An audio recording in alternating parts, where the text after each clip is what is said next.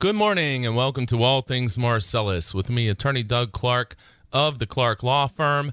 I am located at 1563 Main Street in Peckville, Pennsylvania, and make sure that you tune in to join me right here every Sunday from 8 to 9 a.m. on this station for All Things Marcellus, where I bring you, the landowner, the information that you need regarding natural gas development. And of course, and always, I have not, do not, and will not represent gas or pipeline companies. Doug Clark, Clark Law Firm, our focus is on landowner representation, oil and gas right owner representation. Have not, will not, do not represent oil and gas companies. And listen, these shows are archived. You can check out today's show on Monday morning. It will be available on our websites. And if you haven't gone to the websites, go to the websites. Learn information. Use them as a general resource for information. The websites are pagasleaseattorney.com, pipelineattorney.com. If you are presented with a pipeline agreement and you're not going to pipelineattorney.com, I hope it's because you do not have a computer and you do not have access to a computer. Because in my opinion, those are the only reasons why you shouldn't, whether you want to look for representation or information. Go to the websites, pagasleaseattorney.com, pipelineattorney.com. Use the websites as a resource.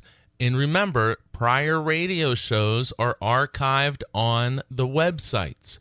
And we archive these shows so you'll hear me each week explain how I do not, have not, and will not represent gas or pipeline companies, but I do represent property owners, landowners, oil and gas right owners in Pennsylvania for such items as, of course, gas lease reviews, consultations, negotiations, review to see if the company breached your lease. If you feel as though you have a claim against the gas company, love to hear from you. Pipeline, water line, any easement, roadway easement, well pad, meter stations, compressor stations, unitization issues, royalty and royalty deduction issues. Love to hear from you. That's what we do. I would love to hear from you, see if we can help you. I've talked a lot about reviews and consultations. I do a lot of reviews and consultations for landowners, property owners, oil and gas right owners located across Pennsylvania and in other parts of the country as well. Do not be afraid of distance. What we do a lot of times, clients will send in the information. I'll review it, and believe me, I will be very prepared, and we will go over your information, answer your questions. I will explain my thoughts, suggestions, recommendations, and we do these reviews and consultations for everything. You name it, we do it. Whether you're buying, selling oil and gas rights, considering executing a gas lease, entering into a gas lease, pipeline agreements. Here's one, Susquehanna County, remember, multi-unit well consents. If you're just signing, if you're getting, and this is for everybody, if you're getting documents in the mail, it says, oh, hey, everything's great here. Sign this, have it notarized, and return it. My advice would be you shouldn't be doing that. You should be going to an attorney who knows what they're doing, who can help you, and explain what this is.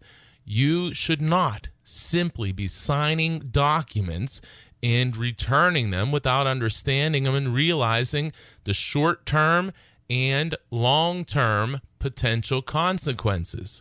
This is a big deal, and I hate to see it because I know that people are just signing these documents and returning them, and many times, in my opinion, many times, that's going to be a mistake. And again, this is not specific advice. The specific advice is call me or somebody else, but call and get a review, consultation, understand your situation. And again, your situation, your correct, sensible decision for you in your particular situation may be, and often is, but may be exactly the opposite conclusion or decision that your neighbor should make. Meaning, just because your neighbor signed whatever that document is, and just because they agreed to whatever terms they agreed to, that absolutely should not be the deciding factor, or should not be how you just simply follow. You need to look at your situation. And I've looked at many different situations where you can have the same exact acreage, you can be in the same county and in the same township and have the same agreement or consent or modification, amendment, pipeline, whatever it may be. And your decision, your clear decision when faced with, do I sign this or not, or how do I handle this, is exactly opposite of what that clear decision would be if you were your neighbor. So do not just think, my neighbor did this, my neighbor did that, Mr. Smith did this, the guy who owns 500 acres did this. We can't fall into that trap. You need to look at your specific situation and get advice for your situation. These mistakes can cost tens of thousands, hundreds of thousands, and literally, in cases, into the millions of dollars. So don't just sign documents. Don't just sign documents that you don't know what they mean. And what happens a lot, people think they understand what these documents mean, but that's not always the case. And I'm going to talk about some of that today. Some great examples of a case that I worked on this week. You're listening to All Things Marcellus with me, Attorney Doug Clark of the Clark Law Firm. I want to say again, my Susquehanna County listeners in that area, these multi-unit well consents that are being presented by Cabot, you're getting them in the mail and then they come out to talk to you. Call me, call somebody. You can call us, 570-307-0702. Again, Doug Clark, Clark Law Firm, 570-307-0702. Do a review and consultation and see if we can help you out and give you the information you need to make the right decision for yourself. Very important. We need to just stop signing documents and get good information. And usually these reviews and consents usually take about an hour or so, maybe up to 2, but they're not that lengthy, and you get the information that you need and you get some guidance so you can make the right decision. So again, multi-well unit consent forms, the Clark Law Firm, 570-307-0702. 570-307-0702. Let us work for you. Or, if it's not us, call someone, but don't just sign agreements without knowing what they mean. And always tune in Sunday, 8 to 9 a.m. with me, Attorney Doug Clark, right here on this station for All Things Marcellus. So, okay, I'm going to jump into it here. What we're going to talk about today, and as always, boy, does this thing cross over into all other areas, but we're going to talk about one of my favorite subjects, and boy, I didn't think I'd be saying that as a kid. One of my favorite subjects, pipeline right-of-way agreements. I have done pipeline right-of-way agreements, worked on, negotiated, consulted with over 70 different companies across Pennsylvania. I say that because it gives you the idea and understanding of the experience that is out there, the experience that you can tap into for your situation. Many agreements. Susquehanna County, Bradford County, Wyoming County, Tioga County. We can go to the southwestern part of the state, Lycoming County, any gas-producing Sullivan County areas, Potter County, worked on, negotiated, consulted with pipelines, and of course, Butler, Allegheny, Westmoreland, Greene, southwestern Washington, those counties too. And again, I say this to let you know, I'm not making this up. This is experience. This is from seeing what other people have done. I've seen people who have drastically overestimated their negotiation leverage, and it's worked out to their detriment. It was bad for them. They overly evaluated their negotiation method, or I'm sorry, their negotiation leverage. On the flip side, I have seen more often, way more often, people who have underestimated their negotiation leverage, who didn't realize that they had very strong leverage and they were in a great position to negotiate. And there's one thing that I can't say enough, and I'll say a lot. I sound like a broken record a lot of times when I do the show. But I'm going to tell you this. I don't say this enough. And I'm going to have to try to start saying this more.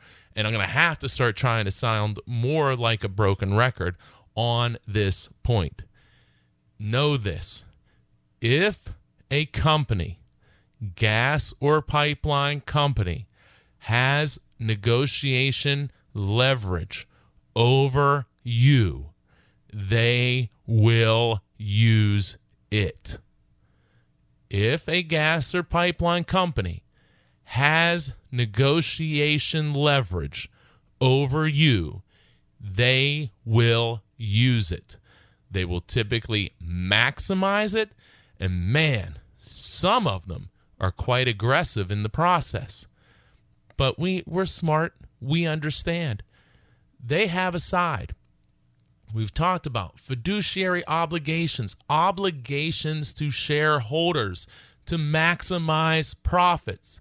More money they give to you, less profits they make. So they're going to try to give you the least amount of money and maximize profit. Your job is on the flip side. They understand this. They expect it. Don't feel guilty to use leverage. I assure you, they're not feeling guilty. They're using their leverage. You use your leverage. And in this adversarial system, and it is, you have one adversary, and we're not talking about with swords and shields out there fighting to the death. We're talking about adversaries in negotiating a contract, a transaction. And their role is to do the best they can. Your role is to do the best you can.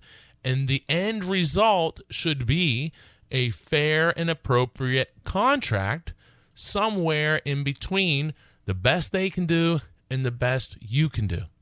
But what is happening, ladies and gentlemen? What is happening and what has been happening for a decade plus and much longer in reality, but sadly what continues to happen, we're not pulling our weight on our side. We're letting them, with their lawyers, their trained landmen, all of these things in their history and experience, we're letting them, landowners unfortunately, dictate to the landowner, and the landowners aren't using aren't maximizing their opportunities, and they're part of the adversarial process. Meaning the company is taking this as, we're going into this house and we're going to negotiate the best possible deal. It's going to be most advantageous to us. And you as the landowner need to recognize that. And what the problem is too many times we're not using or doing our part of the process. And that is negotiating, working, fighting, doing whatever we can to get the best contract we can. So if they're doing that and we're not, and we're signing documents, what are you signing? What are you signing? You're signing not that fair, appropriate, reasonable contract somewhere in the middle of those 2 points. You're signing what the company is giving you. And what you may think the company is giving you may not actually be what the company is giving you. Meaning, you read this language, the person says to you, oh, we're going to do this, we're going to do that. If it is not in the contract, it is not part of the contract. So years from now, something totally different happens. That individual, remember, usually, most cases, doesn't even work for the company that they're trying to get you to sign a contract for. So later on, when you complain, Mr. Joe Smith told me this was going to happen. Well, Joe Smith doesn't work for us. He's gone. He doesn't work for us. He was just contracted. He's now long gone. So we have to look at this contract, which is what we would have to do anyway. And by the way, the contract doesn't say what you tell us Joe Smith told you. So in other words, who cares what you say that Joe Smith told you? What we care about is what's in the contract. And if you're relying on what Joe Smith, the landman, told you in your kitchen table, and now we're into the future, and that's not in the contract, I feel, unfortunately, you're going to see that you're going to have a big problem, and you're not going to be able to correct it, most likely, and almost guaranteed. So, adversarial process. They're maximizing their position to do their best they can. You need to do the same thing. If you are not doing that, then you are letting them dictate those contract terms to you, price and language, when in virtually every single case that I've ever seen, you can improve money in many, many cases, in language in every case I think I've ever seen, barring, maybe a one or two. If I can't think of any. I really can't, and this is what I do. So we need to be pushing back and fighting for our contracts, which means we have to understand our leverage and we have to maximize it. Okay, we're up against the first break here. You're listening to All Things Marcellus with me, attorney Doug Clark of the Clark Law Firm. Again, I'm just going to keep saying this. The Susquehanna County multi-unit well consents. My advice, generally, not specific, is not signing documents and just simply returning them. Do at least a review and consultation. I'm doing more and more of those. These things are everywhere. We got to get good information out there that you need to make your decision. It's always your decision. But we want to give you the tools, the information, and the education from the landowner's side, not the company side, to allow you to make that right, correct decision for you. Reminds me of my father-in-law. I'll never forget. He said to me once, watch this documentary, and he said, it's like a one microphone debate. One person, one microphone. That's what you're getting when you're just listening to the company.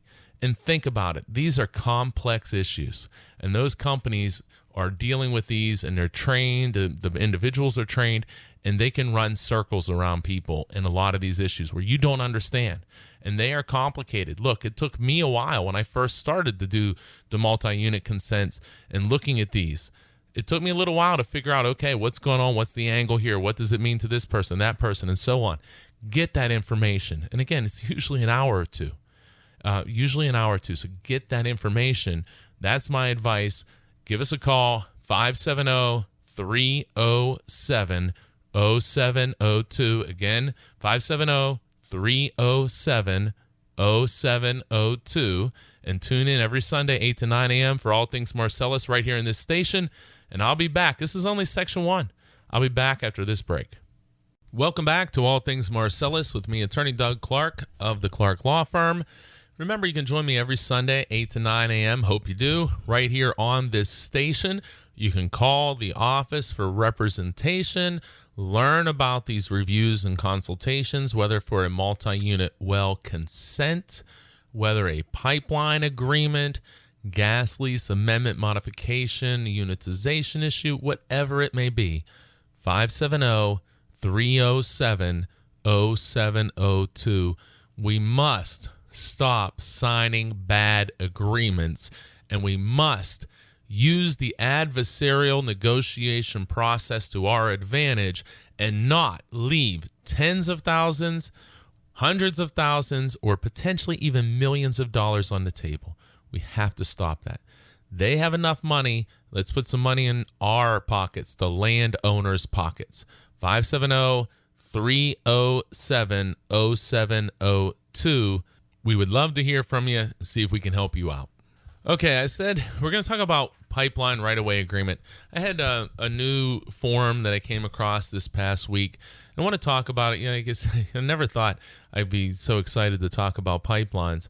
But ladies and gentlemen, I'm telling you that pipeline agreements can present incredible opportunities to landowners. They can present incredible opportunities to a landowner, property owner, even ones who do not own their oil and gas rights.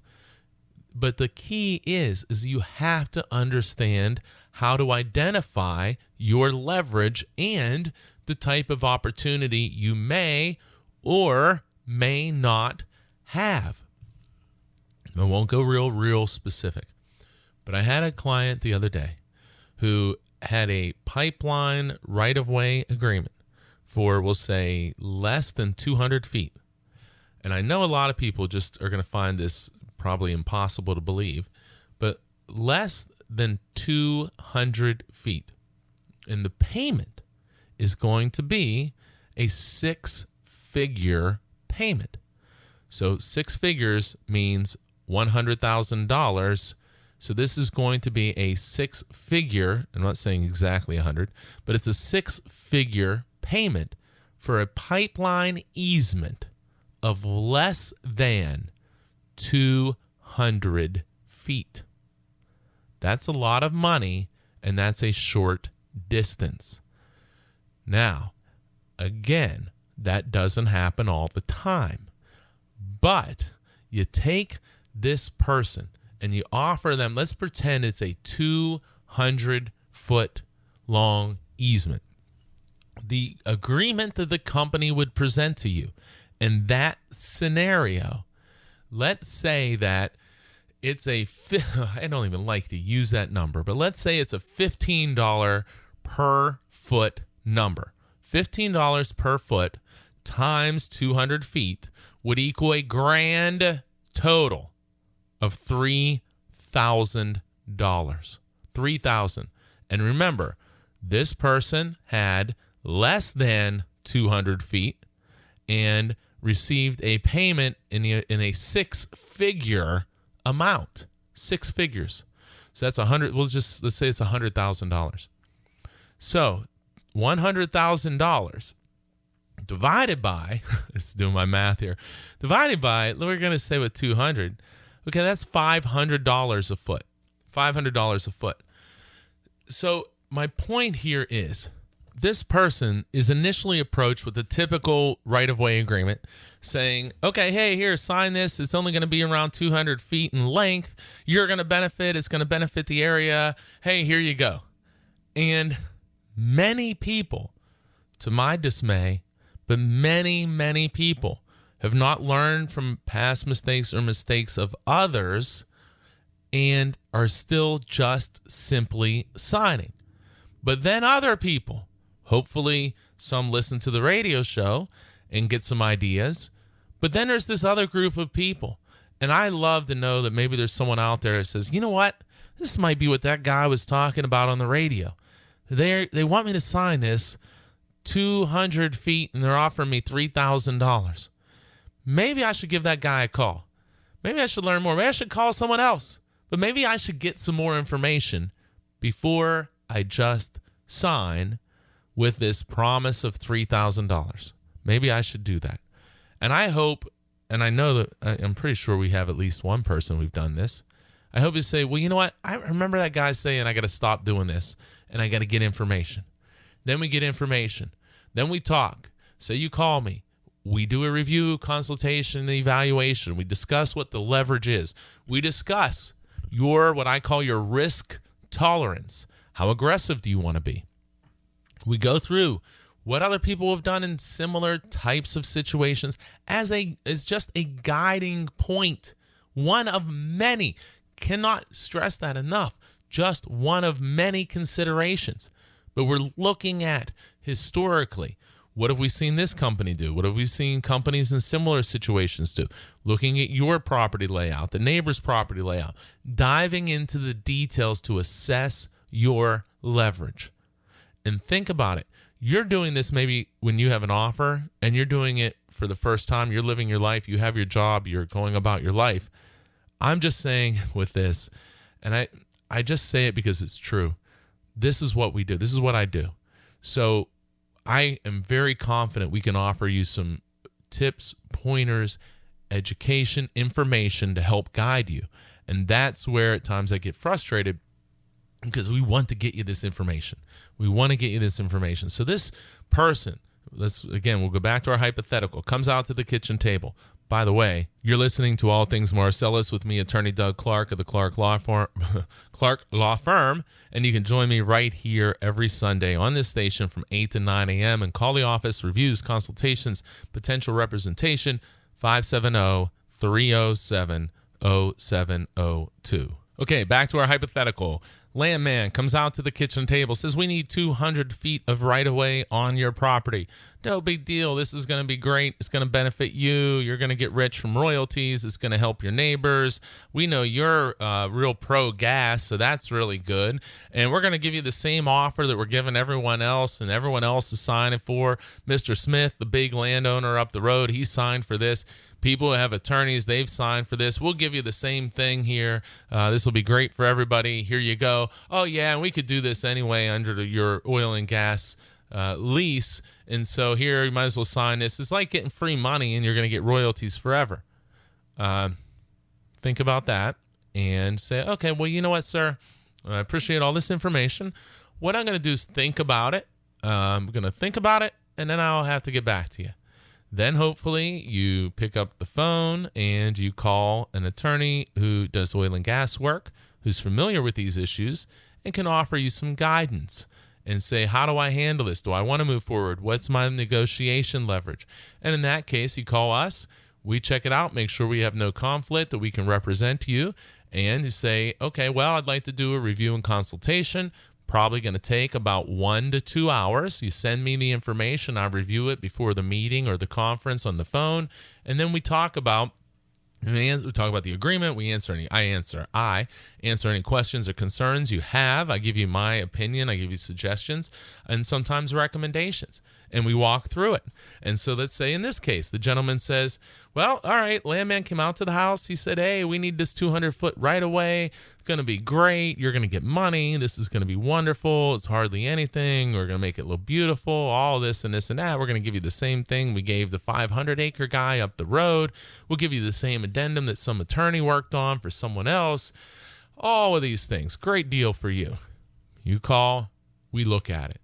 We identify, looks like you do not have to agree to this, which is often the case. Ladies and gentlemen, if you take one thing from this show, if you are offered a pipeline right-of-way agreement and the landman tells you that they are allowed, if you don't agree, to install this pipeline or pipelines on your property because of the terms in your oil and gas lease, potentially because of eminent domain, and I don't want to scare people in that because that's very rare overall.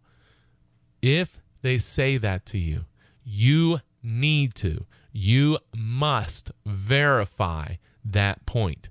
I have talked to so many landowners who have told me that the landman told them, well, we have the right, the company has the right to do it under the gas lease. They're just going to do it anyway, so you might as well take, aka free money. You might as well take this free money. Well, too many times, it's just not the case.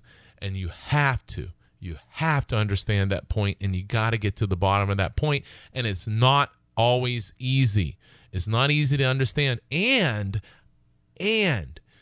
if a company puts a pipeline, and second point, take this away too. Take this point away too. I would scream it from a mountaintop. If a company puts a pipeline on your property that you did not sign a separate agreement for, and the basis of that pipeline being on your property is that the company says, the gas company, pipeline company says, the terms of your oil and gas lease allow us to put this pipeline on your property. And so therefore, even without you signing, we are going to do it. If the only basis for having that pipeline on your property is through your oil and gas lease, when your oil and gas lease expires, most likely in a vast majority of cases, when your gas lease expires, the company no longer has the right to have that pipeline on your property. The pipeline is only allowed or authorized to be on your property because of the gas lease. When the gas lease ends, in almost all cases, the right to have the pipeline on your property also ends. So a landman can say, we have the right to put this on your property under your gas lease. In some cases, they can say that. But they won't tell you that, by the way, when your gas lease expires, we would have to rip this pipeline up. No, they won't tell you that because they want you to get you to sign the pipeline right-of-way agreement for what they call free money. Because when you sign the pipeline right-of-way agreement, you've now given them the power and the authority to install the pipeline, not under your oil and gas lease, but under your pipeline right-of-way agreement. And that pipeline right-of-way agreement is typically going to last potentially forever. So you sign a pipeline right-of-way agreement thinking, hey, it's free money. They're going to do it anyway, and there's nothing I can do about it. Now you've given them permanent rights forever, and you probably, if you just signed a really bad agreement, very friendly to the company. Had you not signed, had you called, did a review and consultation, say, you would understand your leverage, and you would understand, well, yeah, it may be true that they could put this pipeline here, but boy, when my lease ends, they no longer have any rights to have the pipeline on my property. And the pipeline that they want to put on my property, now pay attention please to this because I know it gets confusing, but the pipeline that the company wants to put on the property is going to be carrying gas from across your whole region, across your whole area. So there is an extremely strong likelihood in this scenario that your gas lease will end, but the company will still want the pipeline on your property. So, at the beginning, when they come to you and say, well, we can put this on your property because we have the power under the lease. Yeah, well, if the lease expires in this scenario, you lose that right. So the truth is that companies rarely, very, very rarely will put a pipeline like what I'm describing on a property using a lease when they know when that lease ends, the pipeline will have to be gone too. So people who push back there and don't want the pipeline in this scenario are often able to eliminate the pipeline on their property. Also, in this scenario, in this example, many people are able to negotiate for tens of thousands, hundreds of thousands, depending on the size, the company, the scenario, more dollars, and better, much better language in the agreement to protect them and maximize future profits and limit what can occur on the property. That's a relatively common scenario. But again, it's a specific scenario that I'm presenting as an example to try to give you some guidance as to other things that are out there that you can be thinking about. This is one example in one small area. These examples exist all over the place in the oil and gas arena. Again, these companies are very smart. Not their first rodeo. They've been doing it for a very long time. We need to make sure that we're using knowledge, information, and education for us to make the best decision for us and not to be taken advantage of. Got more pipeline stuff on the way. Stay tuned. This is like I say, this is good stuff. I enjoy this. We got to get this information out. We got to get it out. You're listening to All Things Marcellus with me, Attorney Doug Clark of the Clark Law Firm. Coming into the second break here, again, Susquehanna County, guys, residents, Cabot's multi-unit well consent. So many people are getting those. If you get that, give us a buzz. Reviews, consultations, learn about the service. We'll make sure we can do it with you. Make sure there's no conflicts. But 570-307-0702. And I do it myself. No one else. You send me an information. We can meet in the office. We can do it by telephone. But get information. And if you don't do it with me, get it with somebody who knows what they're doing. Cabot multi-unit well consents and any other matters, pipelines, anything.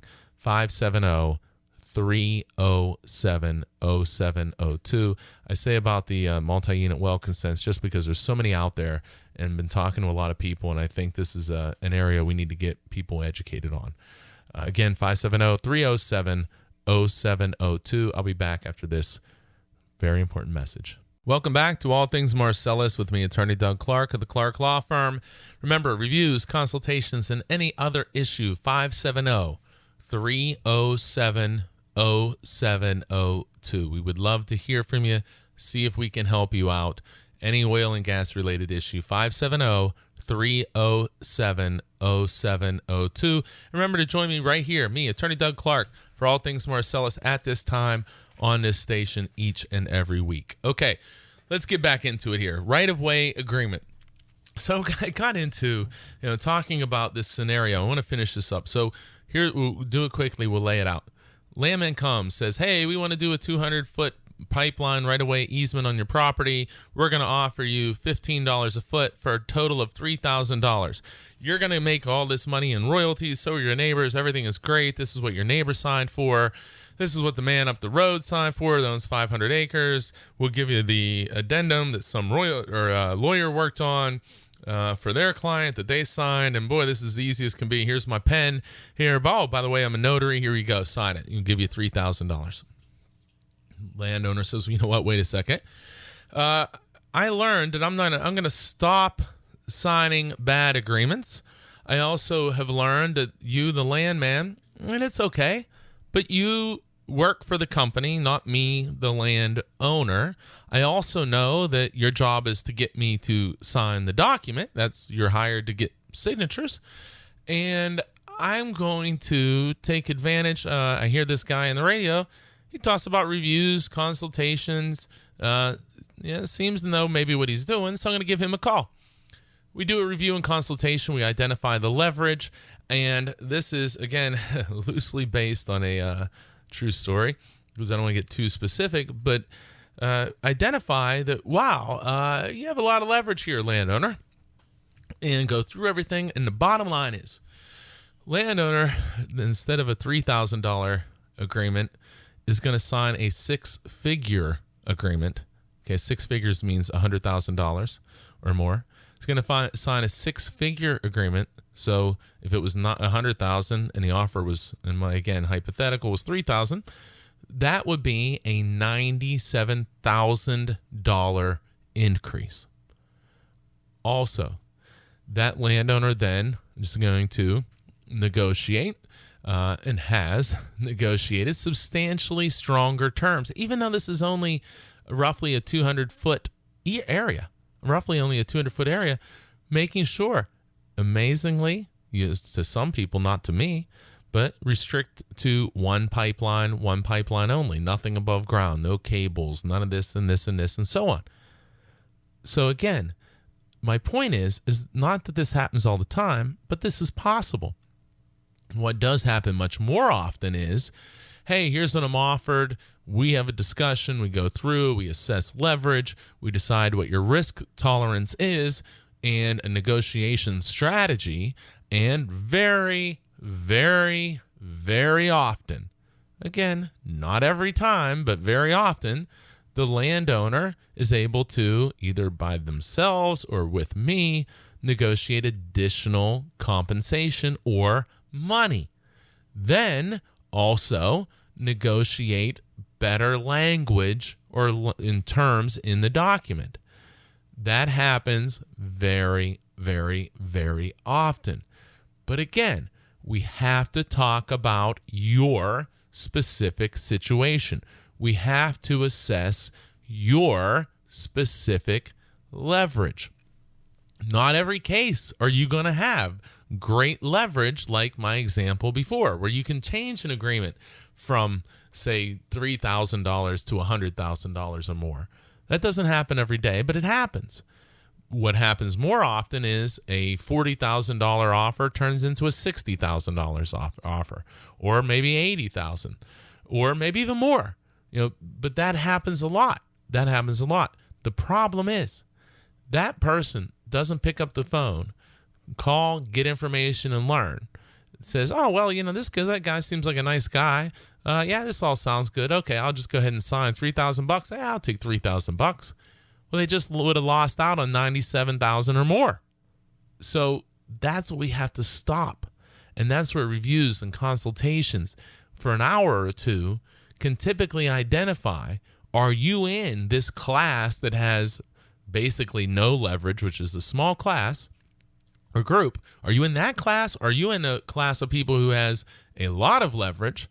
Then how do you want to handle that situation? How aggressive do you want to be? Or are you somewhere where, well, let's identify you have some good leverage, but here's some weakness in your leverage. And again, let's talk about your risk tolerance. How aggressive do you want to be? If the pipeline goes away and you don't get what's being offered, does that matter to you? Would you like the pipeline to go away? What is your final goal? And let's work to maximize your situation and try to achieve your goal. Is your goal overly aggressive? Is it not realistic because your goals are set too high? That happens sometimes. But what happens in my experience more than that is that the landowner's goal in pipeline agreements is too low. That they think, oh, okay, well, I'll just do this. Don't get caught either over assessing your leverage or under assessing it, because either way it ends bad. So we need to get that proper evaluation. And again, often we're able to do that in most cases in a review and consultation in 1 to 2 hours. And here's the broken record part, sounding like a big commercial, but it's just something that I do so many of, and we just get great feedback. And I know it's made landowners combined millions of dollars. So we want to make sure, and I don't take percentages like that. These are reviews and consultations, and then we help you. So 570-307-0702. And another thing, all of these are done with me, not with an associate or some other attorney. I do them all. You speak with me, whether in office or on the phone. And I just say that because, you're not passed on to somebody. I handle your case. I handle the review and consultation, and I want to get you the information you need. You're listening to All Things Marcellus with me, Attorney Doug Clark of the Clark Law Firm. I ran pretty long those first couple segments, so we're going to cut this one a little short. I'll be right back, but remember, join me each and every week right here at this time on this station to learn about representation, reviews, consultations, multi-unit wells, top leases. Give us a call, see if we can help you. 570-307-0702. I'll be back. We got one more segment left. Stay tuned. Welcome back to All Things Marcellus with me, Attorney Doug Clark of the Clark Law Firm. You can join me right here in this station each and every week at this time, and you can call the office 570-307-0702. See if we can help you out with anything that you have going on, oil and gas related. Okay, I'm going to go into this. All right, I want to talk about a couple points here about this agreement and about the history of negotiations involving some landowners. So here's we'll create a hypothetical here, and we'll say that we have a landman comes out, says to the landowner, hey, we want to put this pipeline in your property. Landowner says, well, okay, I'm interested based on what you're telling me, and I need to know a few things. Number one, how many pipelines are you going to put in the ground? Well, we're going to put in 2 pipelines into the ground. Okay, how big are they going to be? They're going to be 12 inches in diameter. So were they going to be oil, gas, or water lines? They're going to be 2 natural gas pipelines. Okay, how big of an easement area, how wide of an area do you need? Company says, well, we want 100 feet We want a permanent area, let's say of 50 feet, and we want a temporary workspace or construction easement, is sometimes called, as another 50 feet. So that would be a total of 100 feet that we would have the ability to clear through woods or use on the property during the installation. Landowner says, well, you're really cutting through a lot of my woods, and I don't want to do that. I don't want to lose that timber. I don't want to have that impact of the property and the visual appearance, all of these different things. And so can you make it smaller? Company says, Lima says, oh, well, yeah, I think we can. How about we make it 80 feet for, let's say, 50-foot permanent, 30-foot temporary. Let's make it 80 feet in width, and we won't have to clear as much, and maybe that'll make it a little better for you. Okay. And you're only going to put 2 pipelines in. Yes. Are you going to do it at the same time, or are you going to install these lines, maybe one now and one in the future? We're going to put them in at the same time. Okay. So then we say, let's talk about the location. I don't like where you are planning this pipeline. I'd like to have it somewhere different. Okay. I think that'll work. I think we can probably do that. That'll probably work. So this conversation occurs, this meeting occurs, and then the person gets a new agreement. They throw in some addendum terms. And we look at the addendum terms and we talk about, okay, well, were these items addressed and where are you at? So the idea is that these addendum are represented, these additions are represented to cover the concerns of what this person had asked about. How many pipelines? Can you limit how much area that you're going to clear or where you can operate? Can you also change the location of where you're proposing to put the pipeline? All of these seem to be or represented. Yeah, no problem. We can do those things. Then the new documents come. We look at them. We say, not quite. You're listening to All Things Marcellus with me, Attorney Doug Clark of the Clark Law Firm.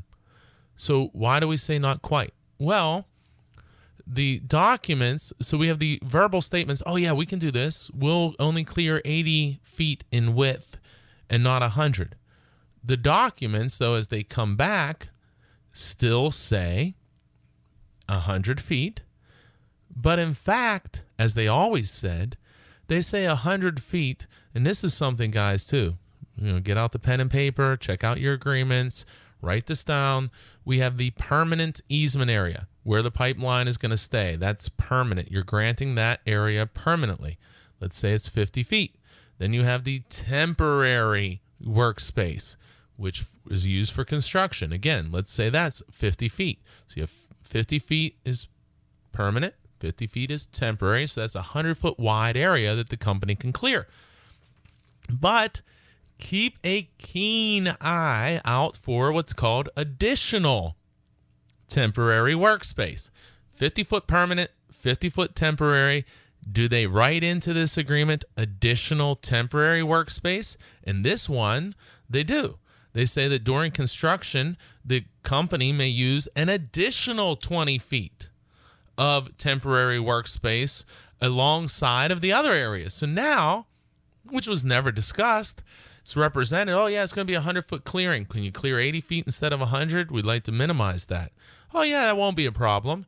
But the documents that are provided not only still say 100 feet, but then also allow for, as they always did, it wasn't a change, it was always allow for an additional 20 feet. So now when you have a statement of saying, oh yeah, it's going to only be 80 feet, that's all we'll clear, well, the documents, without any ability to stop it from you, the landowner, authorize the clearing of 120 feet. So that is 40 feet or a third larger than the 80 feet that you were told that they would clear. So again, if this guy's going, well, it doesn't matter because the oral statements don't matter. What matters is what you sign. That's what matters. So this is a far cry from what was being said that the company could do. There's no guarantees, and you need those guarantees. This is All Things Marcellus. You listen to the Attorney Doug Clark of the Clark Law Firm. Next, let's talk about not only were they going to limit the size of the easement area, which wasn't done in the new documents, but they also said that, as part of this too, we're going to only install 2 natural gas pipelines. Well, again, this was not addressed at all in the response, and the document remains that you are providing the company the ability to operate, extend, replace, alter, change the size, relocate at any time, remove accessories, other equipments, above ground appurtenances, oil, gas, water, and no